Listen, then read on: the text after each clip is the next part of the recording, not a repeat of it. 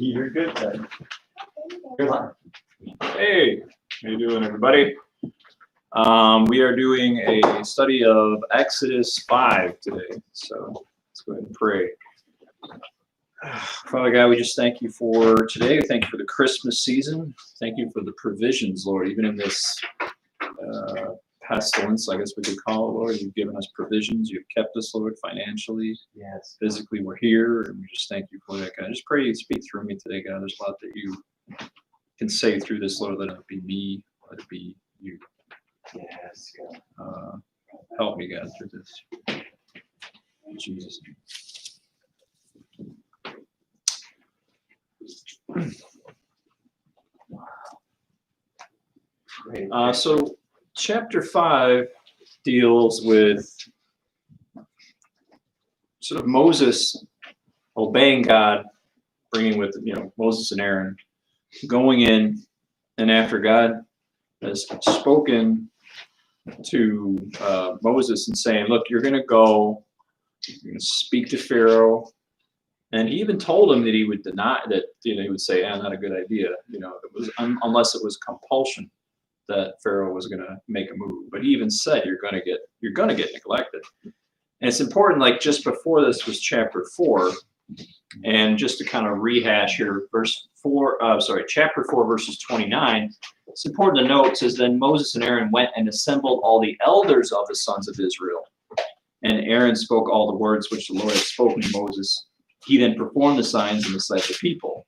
So the people believed when they heard that the Lord was concerned about the sons of Israel, and that he had seen their affliction, then they bowed down and worshiped. And I only bring back a previous verse because you're going to see a reaction here of what happens, the mentality that changes, and the test that's put even on the people of Israel here. Also Moses, but their heart is just like all over the place. So, it kind of ends with us bowing down and worshiping, saying, and you got to remember, Moses revealed everything. He had to have, in context of what, is said here, he says he would tell, he told them, spoke the words which the Lord had spoken to Moses. So what did God speak to Moses about? Well, he had spoken to Moses that he would go before Pharaoh, and there was an awareness that Pharaoh would say no, unless by compulsion. But there was going to be a moment of no. So they were aware of this when this happened. So they were being told, even if they worship, they were aware that there was going to be a denial that was coming. They don't know the full, obviously, many things that God puts us through in certain tests and so forth, and the way that he works, never the way that we always assume it to be. We can always, sometimes, again, like I always say, like, what's God going to do this week or this month? What's he up to? You start to see things happening in your life, and you go, all right, I know, God, what you're going to be doing next. And it never ends up being what you always think it's going to be, which is pretty crazy when you think about it, because it's like so many times we try to predict God's movements. Yeah. And it comes out a whole different way, even a way that we're going to see, which is like an ultimate test, because it looks like the opposite of what he declared. It's important to note that the elders of Israel, God said, I'm aware of your afflictions. I'm going to take you out of this land. You're going to worship before the mountain. We're going out. Okay, they know that was coming. But they also knew that there would be begrudging, so to speak, a denial, unless by compulsion by Pharaoh. So they were aware of this, but they worship God at this moment. Watch how their hearts change through this. So anyway, one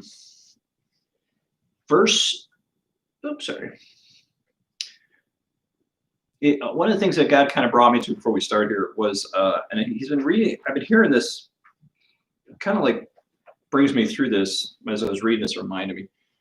Peter 4, 12, 13, you don't have to go to it, you just take a note. 1 Peter, I believe, 4, 12 to 13. It says, beloved, think it not strange concerning the fiery trial, which is to try you, and through some strange thing happening unto you. That's a verse we should have up on our walls. But rejoice in as much as ye are partakers of Christ's sufferings, that when his glory shall be revealed, ye shall be glad also with exceeding joy. Okay. And again, I'm not trying to make this, jump into the New Testament here, but the word in Greek for fury trial is perwisage. Can't say it right. And it means a burning in which metals are roasted and reduced, a figure drawn from the refiner's fire, and a calamity or trial that tests our character. We are going to be allowed calamities, as you're going to see here. It'll be a roasting. It'll be a reduction of us. So that a beautiful figure is kind of pulled from the fire, a figure of grace. Again, you got to remember that throughout this, and this is the God that does not change. The Lord God does not change. Your life is going to be a series of tests like this. It's going to test your character. It's going to test your loyalty. It's going to test your faith. It's going to test your love for God. And again, and through our lives, we're going to have pharaohs that are going to be kicking us around and kicking us down and blaming us for the problems that have occurred. I think there's a lot of infighting in the church and so forth, and a lot of it's, there's so much of it. It's going to be like this kind of like friction that's caused by these fury trials that come upon us. They're never easy, and they never change. I always say, do you see any patriarchs in the Bible that don't go through fury trials? Not many, if any. They go through fury trials, and so will we. That's right.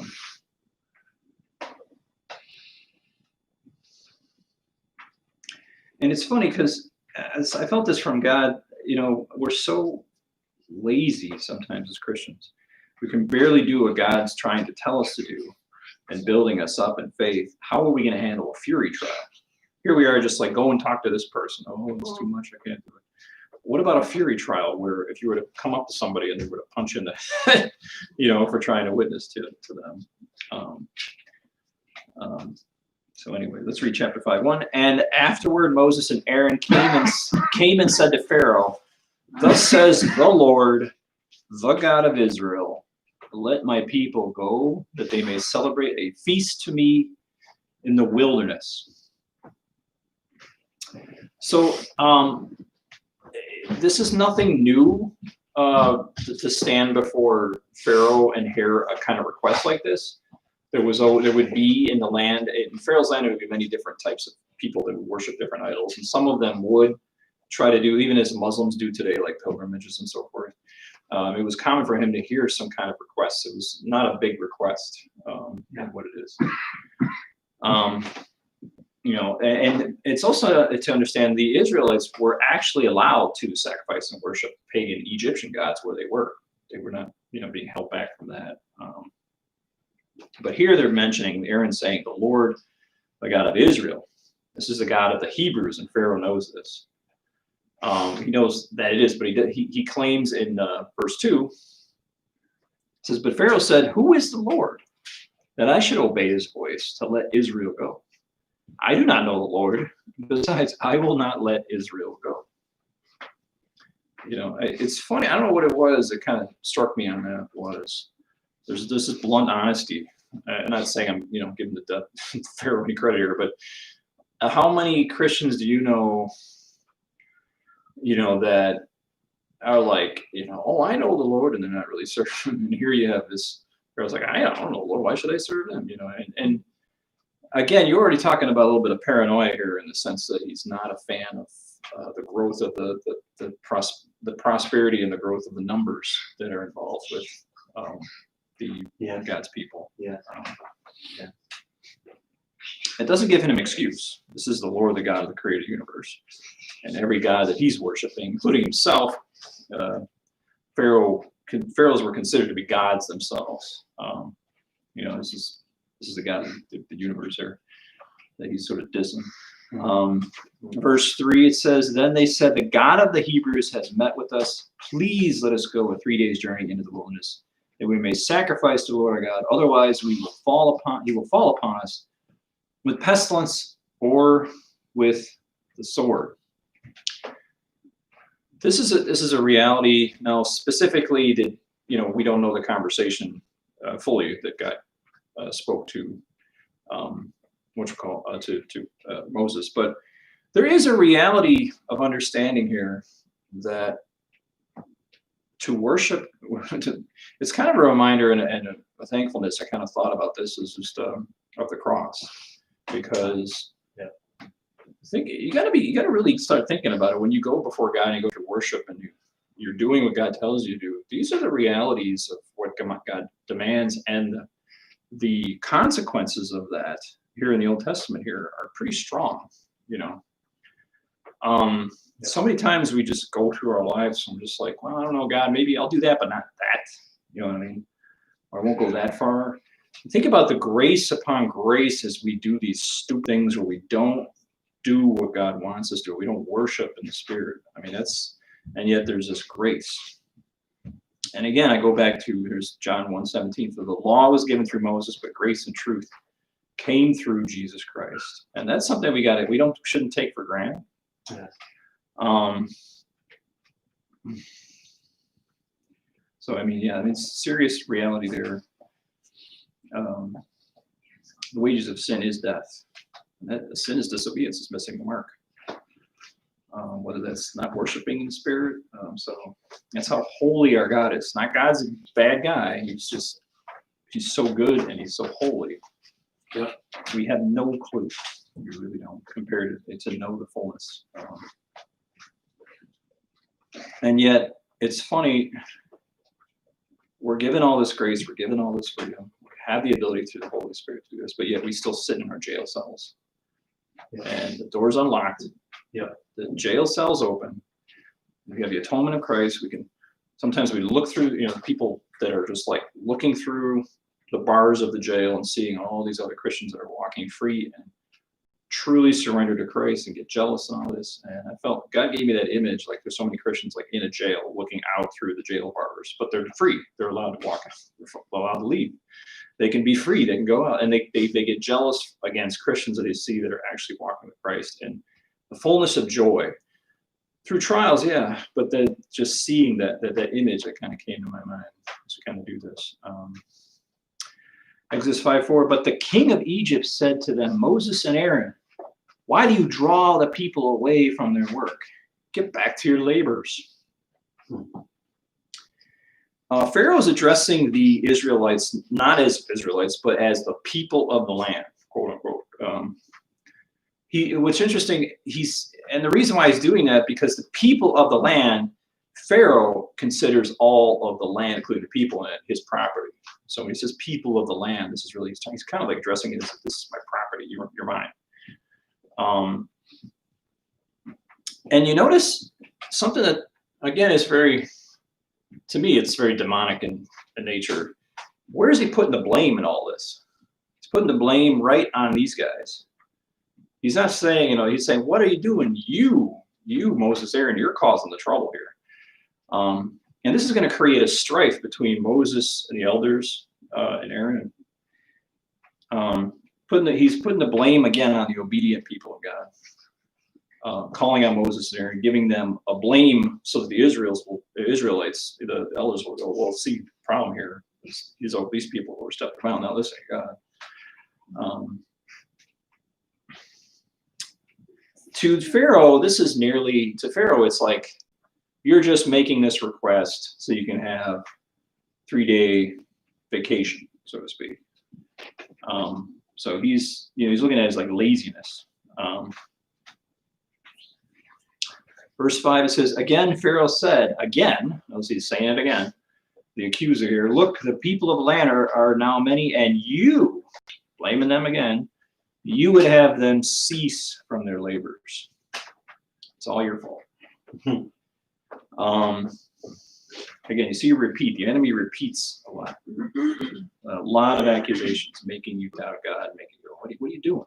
This is way off. This is my plan. This is the world's plan and God's plan. And then constantly told this is not going to bode well for you.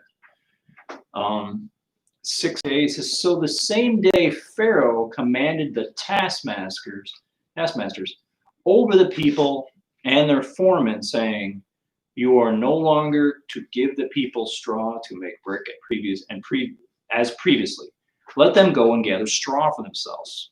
But the quota of bricks which they were having previously, you shall impose on them. You are not to reduce any of it, because they are lazy. Therefore they cry out, let us go and sacrifice to our God. So it's important to stand here. You've got the Egyptian taskmasters, which are Egyptians, bosses. And then they have these foremen, which are Hebrew. They're Israelites. They're foremen, and foremen are like the head of the construction, so to speak. So you got a bunch of these sort of leaders that are Israelites. And then they go, the Egyptian taskmasters are like barking at the foremen. The foremen are basically telling the Israelites what to do as the workers in charge of the whole operation. So instead of an easy out, things get harder, there's more work, and it's like impossible. It's impossible work. And how many times have you had that sort of test yourself where you're obedient to God and something happens and you're like, this is just crazy. Is this ever going to end? I mean, there's no way this can.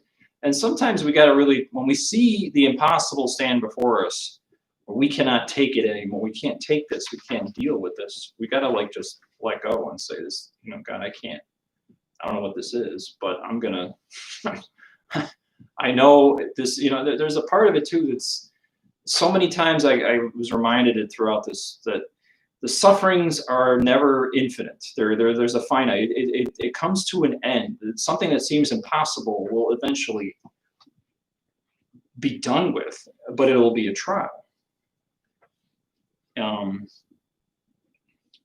So again, you got this harder, impossible reality. Like, we can't do this. This is crazy. Yeah. Verse 9, it says, let the labor be heavier on the men, and let them work at it, so that they may pay no attention to false words. Again, always the old saying, "Bill can't make you bad, it'll make you busy." The enemy wants you to labor for your life, throughout your life. He wants your labor to be he wants you to be succumbed into labor, and no attention given to God, no attention to any words. He wants you to doubt those words and say, "Oh, they're false words." And then eventually you're so exhausted you can't even recognize anymore what you were supposed to do for God. And that's, we all have to work, but we have to put work. God knows, so many times that there's a time to put away work. Sometimes I remember working on jobs, like I just did a really, heavy freelance gig, and I wanted to look good for the studio, work hard.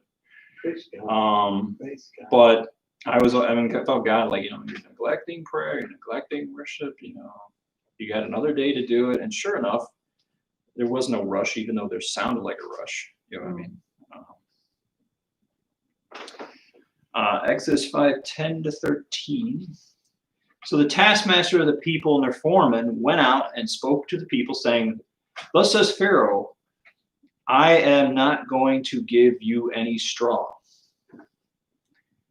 You go and get straw for yourself wherever you can find it, but none of your labor will be reduced. So the people scattered through all the land of Egypt to gather stubble or straw. The taskmasters pressed them, saying, complete your work quota, your daily amount, just as when you had straw. So you got these taskmasters again bossing around these foremen, the foremen bossing around the workers.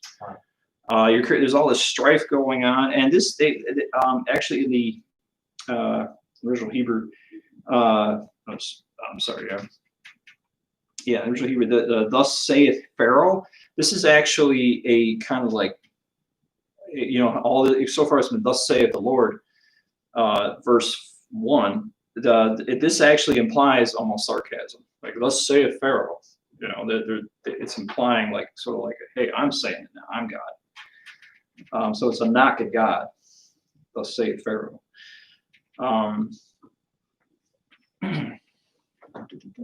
So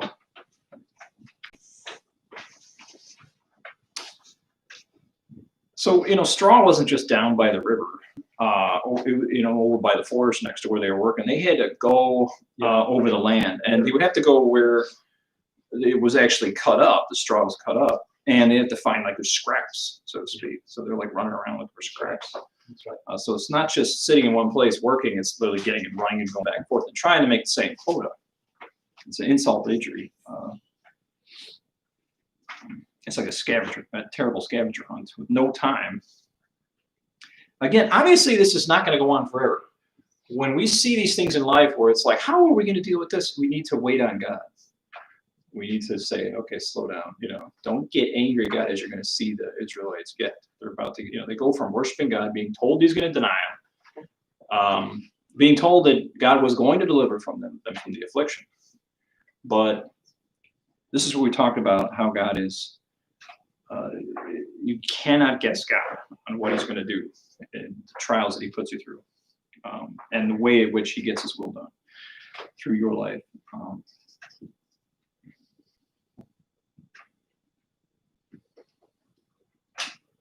So now, instead of, now you've got more affliction. So here is God saying, I'm going to deliver you from affliction. Here's more affliction. Yeah.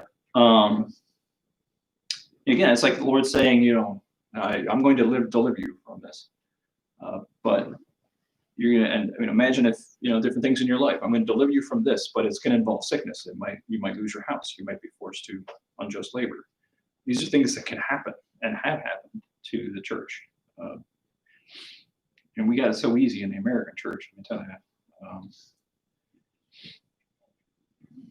And again, where in the Bible do you see patriarchs not going through these things? Where you're just like, it seems like the opposite of what God promised. It's almost like a 180 of what God promised. That's the test. The test could come in a 180. What you were promised by God looks like it's going the completely opposite direction, but actually God is moving and he's working. And it's a test. Mm-hmm. That's right. That's good. That's good. Throughout the Bible, in the midst of these trials and so forth, there's reprieves, there's pauses, there's deliverances from the affliction, but it doesn't go on forever. Although persecution and affliction come and go, God delivers us from those.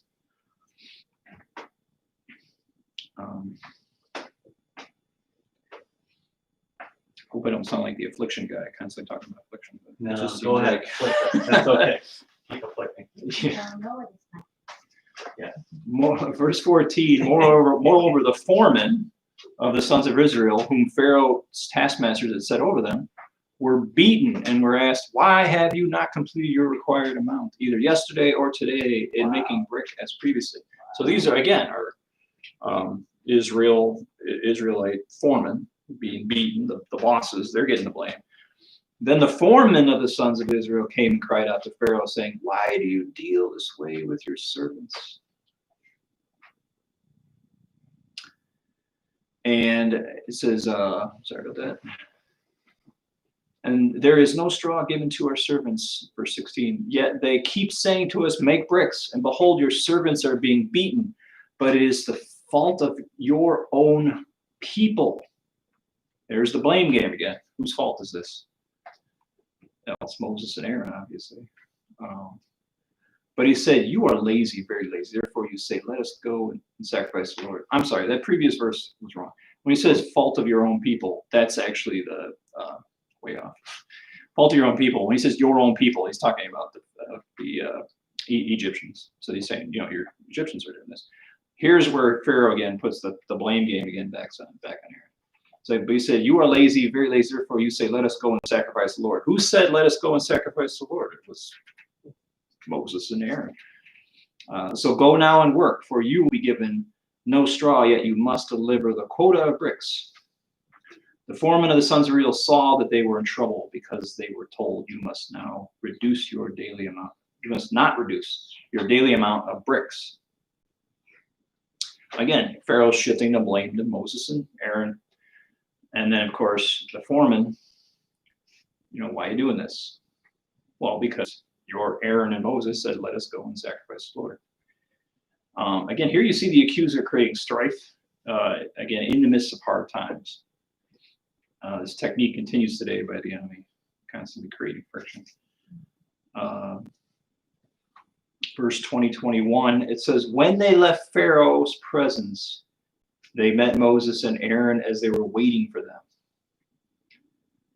They said to them, "May the Lord look upon you and judge you, for you made us odious in Pharaoh's sight, and in the sight of his servants, to put a sword in their hand to kill us." So there is again a test failed.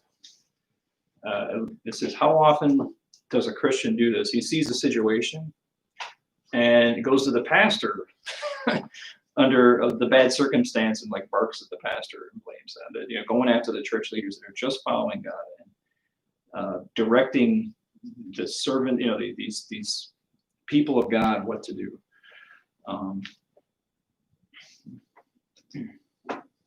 And what's really crazy is throughout this, the Israelites are praying, "Oh God, judge the Pharaoh and so forth." And yet here they're calling out to judgment on the God's people. Again, this strife. It's like, judge God's people, judge the person, and it's just crazy when you think about it. People are asking God. Instead of judge the Egyptians, instead they switch to God, judge God's people here. That they're actually obeying.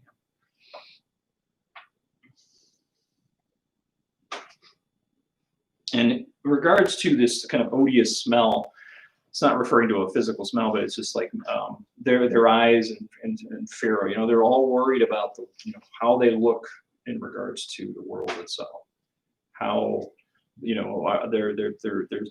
their position and so forth, and how just keep in the midst of just trying to obey, being under this sort of like slavery, just trying to obey the world in its ways, Yeah. It just is like whatever, just keep quiet, stay, work the job, don't do anything. It kind of reminded me of where we're at. How we don't, and I felt this from God. He so much wants us to like break out, and we keep half stepping it. We kept saying, "I'll do this, but not this," and God's just saying, "No, I want everything. Just let go." We're also afraid to embarrass ourselves, which has got to end. Sure. And I really think God's bringing a season that's really going to push us over that edge, because we need to be pushed over that edge. I think that sounds crazy, but we can't kind of stay in that position, that sort of rigid position.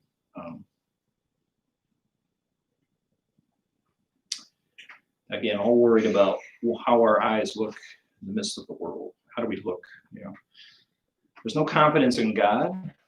The thing to notice throughout all this is these guys, they did know that the Pharaoh was going to say no, because Moses and Aaron told them, and they still worship God. They knew, but they said he will not.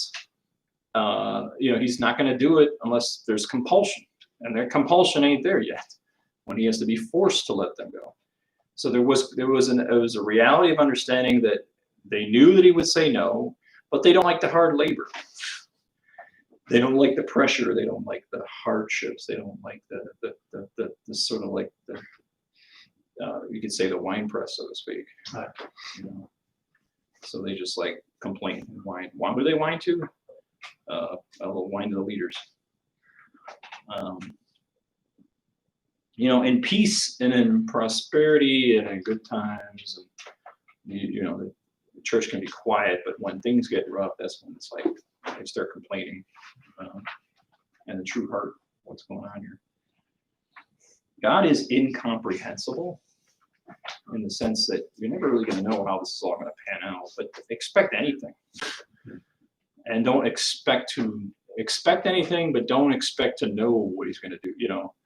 Don't assume the way in which it's all going to play out. I've seen so many times where I've never thought it would play out in that. I've never thought it would turn out in that way. You'll be able to understand why God did it. You'll see the fruit of why God did it to you, but you would have never saw it. We can always look back and see what God did in the past, but as far as looking forward, we really can't make a prediction. As far as how it's going to pan out.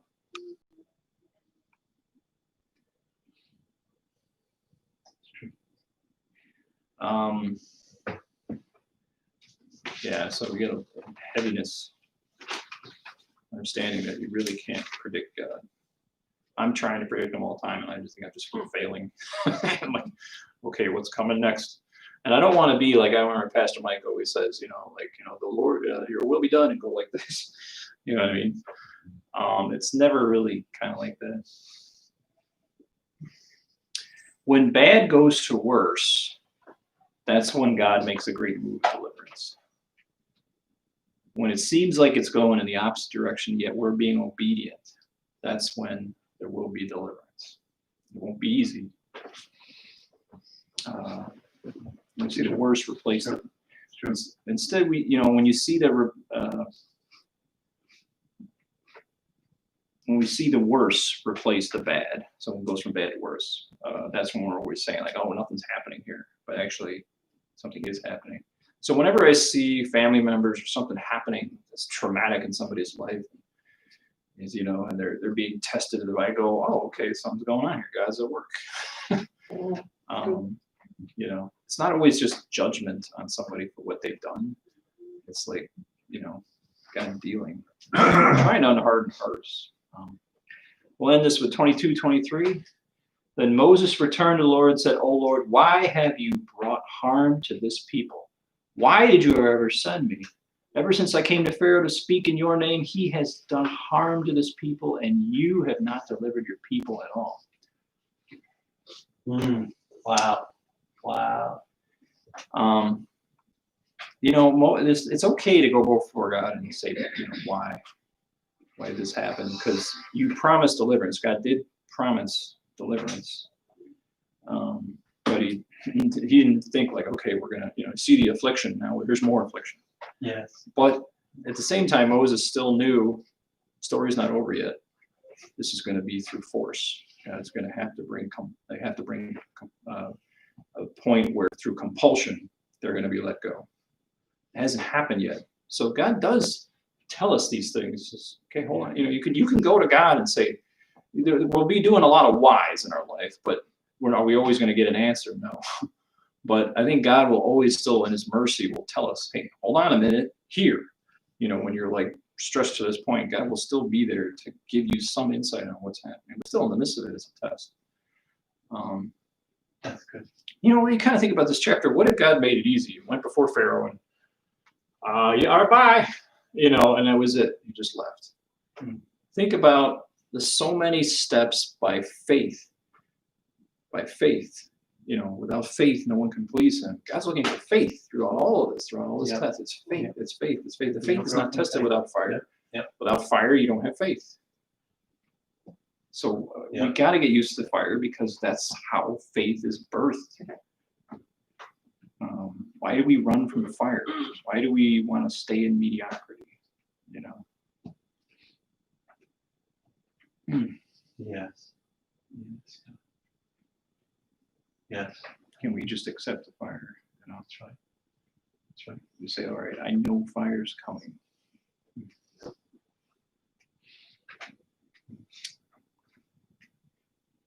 That's good, man. It's really good. Covered that good.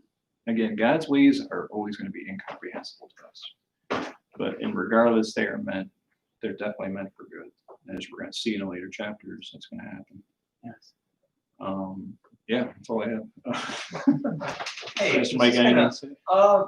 no, it's excellent. You stepped on my sermon a little bit for the week, but that's okay. So any really things I miss? Just wanted to, no, excellent. Just wanted to wish everybody watching us Merry Christmas. I pray if you're with family or whatever you're doing. Jesus really is the reason for the season. So didn't mean to step in this, but just wanted to, because I know tomorrow's Christmas Eve, and one of the most magical Christmases I ever spent was the first year that I came to Jesus. And I grew up, it was always about gifts and presents. And for the first year, I was excited and content on Christmas. It was a new thing for me. But I just want to wish you Merry Christmas, everyone. Barbara, John, love you guys. Anybody else watching us, you have a good Christmas. I pray it's good. And just wanted to say hi. And but on the money, if we got things handed to us easy, we wouldn't grow in faith at all. nor would we value it. And I wanted to say one thing, you didn't miss it, but just something that hit my spirit when you were speaking. And I know the Spirit of the Lord was moving you to say what you were preaching is on Monday too, is when God's progressing you in a way that he has guided you, and you have a confidence, you have to understand something. Sometimes the people going in the rightest way get the hardest hits. I've taken little steps, little things that might not seem to mean a lot, and I've seen so many adversity break forth. And you know, when you're younger, you kind of go, oh, did I miss it? You know, is this God at all? Because we have a mentality, you know, if it's God, it's easy. And I don't know why we did that. So I'm so glad you brought it. But sometimes we take steps just like Moses, and then he goes back and blames God. You know, why'd you do this? You know, they're not listening. Fire will hit. Think about this one thing. I'm going to look, our brother finished by praying. Do you really think if you're growing in your faith, do you actually think the enemy, the devil, is going to really just encourage you or allow you to make the move free of hassle? I'm just saying, guys. And it's not even sometimes the channels he uses as much as just remember who's really trying to pull the strings and be encouraged. Be encouraged. Sometimes we take steps we need to and we'll get resistance, but hold tight. Everybody watching over camera, hold tight. Sometimes the best moves are met with the fiercest adversity. That's okay. That's okay. That's why Jesus gives us peace that doesn't depend on my circumstances. So anyway, awesome message, Dad. Thank you so much for what you taught. Excellent, excellent. I guess we'll pray. Father God, we just thank you for today. Well, let us be open. We got a hurting world out there, Lord. How ignorant are we, Lord, not to reach out to God.